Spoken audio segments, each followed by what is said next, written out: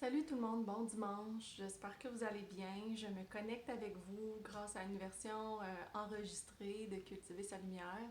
Donc, comme je vous l'ai annoncé il y a déjà un bon moment, je prends congé pour l'été de mes directs habituels. Puis, j'ai quand même trouvé des façons de connecter avec vous. Puis, ça va être à travers le biais aujourd'hui d'une capsule préenregistrée. Vous avez sûrement remarqué, je suis moins active sur les médias sociaux. J'essaie de refaire mes batteries à l'extérieur puis profiter du soleil.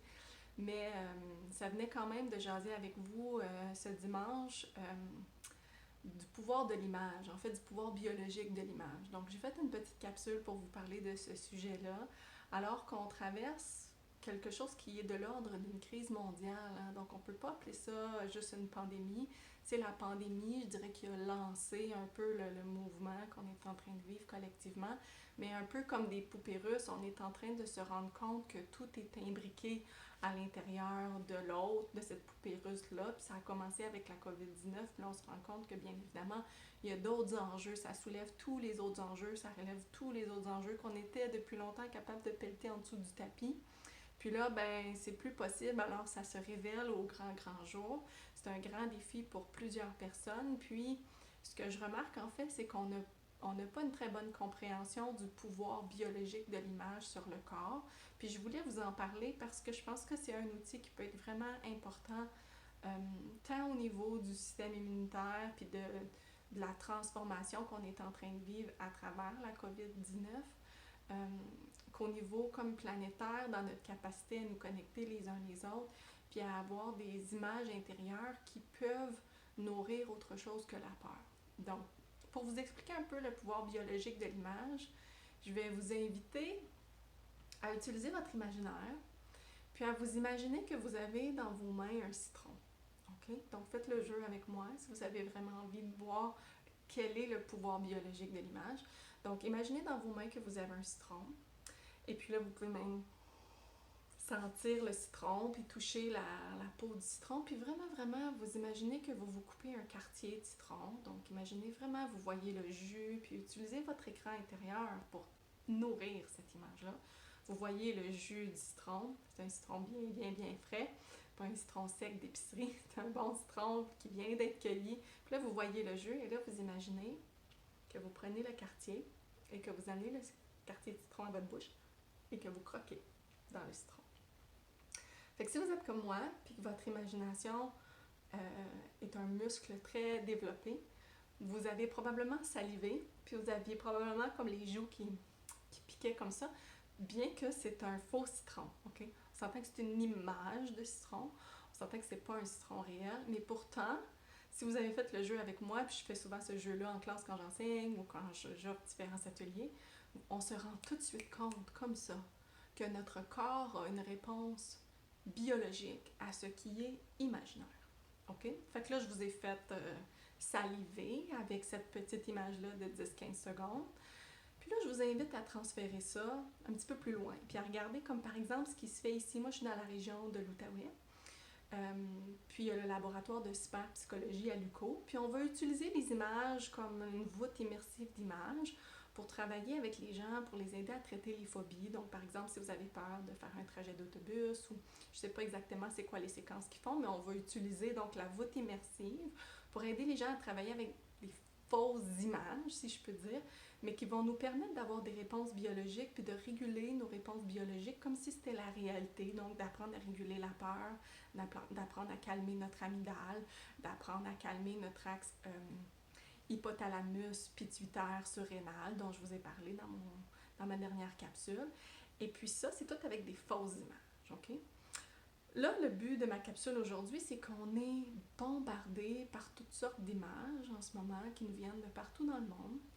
Puis, bien que je suis vraiment contente qu'on ait accès à beaucoup d'informations, ce qu'on oublie dans tout ça pour beaucoup de gens que j'accompagne, c'est que le cerveau ne fait pas la différence entre des images réelles, des images à la télé, puis des images qu'on a fabriquées.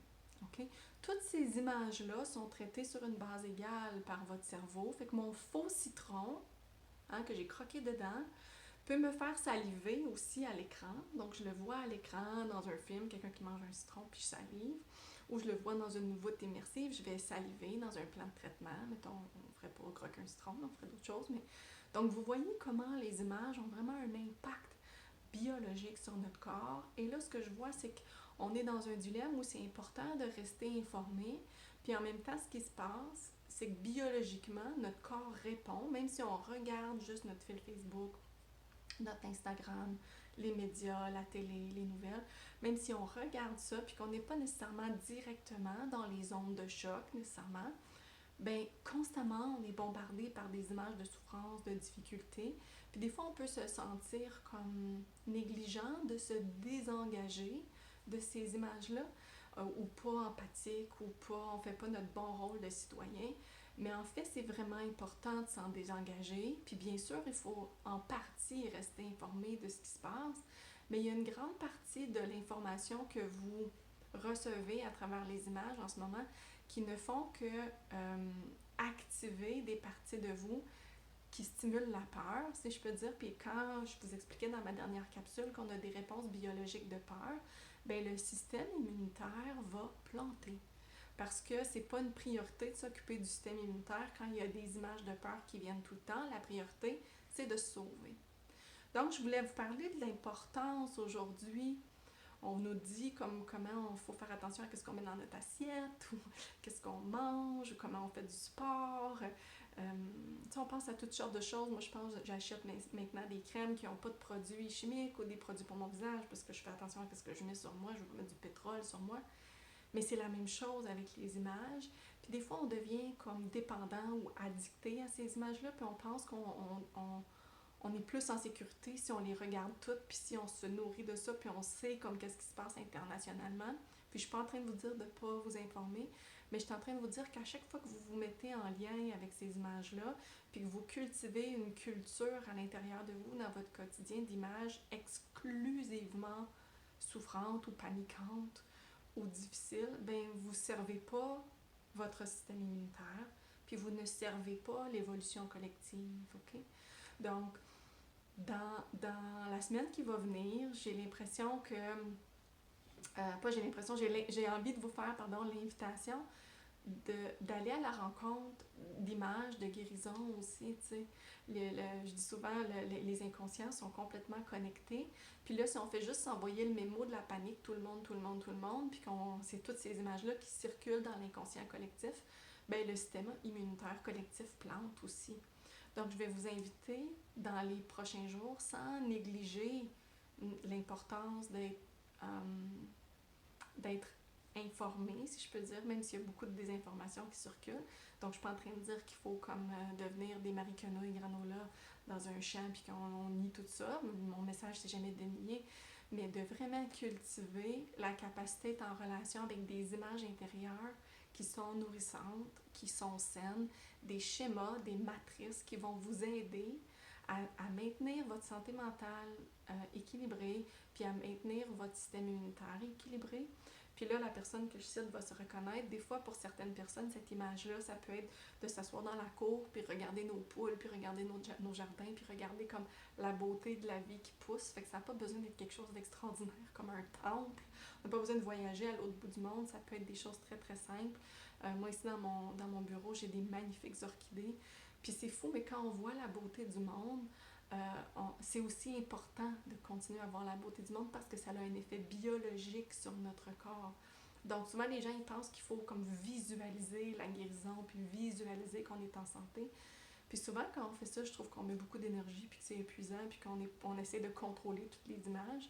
Fait que ma suggestion pour la prochaine semaine ou les 2 prochaines semaines, ça serait de vraiment essayer de cueillir la beauté dans votre quotidien puis de voir la lumière dans les yeux de vos enfants, voir la lumière dans la nature qui pousse, puis le soleil qui est là. T'sais. Essayez de voir aussi à travers tous les grands défis que notre humanité rencontre, de voir aussi la beauté, parce que votre cerveau en a autant besoin que d'être informé ou d'être politisé. Votre cerveau a besoin d'avoir des images de lumière. Comme avec le citron, si on fait juste le nourrir d'images de peur, à un moment donné, il va saturer votre système immunitaire d'hormones de panique. Et puis, éventuellement, ben, vous sentirez pas bien. Donc, c'est ma proposition pour le 2 semaines à venir de cultiver des images de lumière. Puis même, je vous invite à en faire. Donc, moi, cet été, c'est vraiment ce qui est au rendez-vous. Je suis en mode création, je suis en mode créer des images de... Je dis souvent que l'art est une prière, puis que je prie à travers mes images. De façon non religieuse, hein, vraiment absolument pas, mais je prie pour ma présence, je prie pour la présence de tout le monde. Fait que je vous invite à aller prier en collectionnant ou en cultivant des belles images. Ça peut être avec votre appareil photo. J'ai quelqu'un cette semaine qui m'a envoyé une belle photo, puis je me disais, waouh, vous êtes capable de voir la beauté dans les petites choses. Puis ça fait vraiment un gros impact sur votre corps biologique, comme je vous l'expliquais pour le citron. Donc, entourez-vous de belles images. Mes chers artisans de présence. Je suis avec vous de tout cœur, même si je ne suis pas là souvent. Puis sachez que je suis encore disponible pour les rendez-vous. Mon agenda est ouvert, puis c'est un petit peu plus facile que d'habitude parce que tout le monde a des plans un peu bricolés. Là, fait que j'ai eu, pendant longtemps, j'avais beaucoup d'attentes, puis c'était difficile de prendre rendez-vous avec moi. Là, il y a beaucoup de flexibilité. Fait que si vous vous demandiez si vous aviez envie de prendre rendez-vous puis vous n'étiez pas sûr du temps d'attente, ben c'était un bon temps. Là. J'ai tout le temps un petit trou dans la semaine. Fait que faites-moi un coucou si vous avez envie de cultiver des images de lumière à l'intérieur de vous. Puis, sinon, je vous embrasse, amusez-vous, je vous souhaite un excellent mois de juin. Puis je vous dis à tout bientôt, parce que je vais vous faire un autre coucou d'ici quelques semaines, sans agenda par exemple. Fait que je vous embrasse, prenez soin de vous, puis cultivez des images de lumière. À bientôt, bye bye.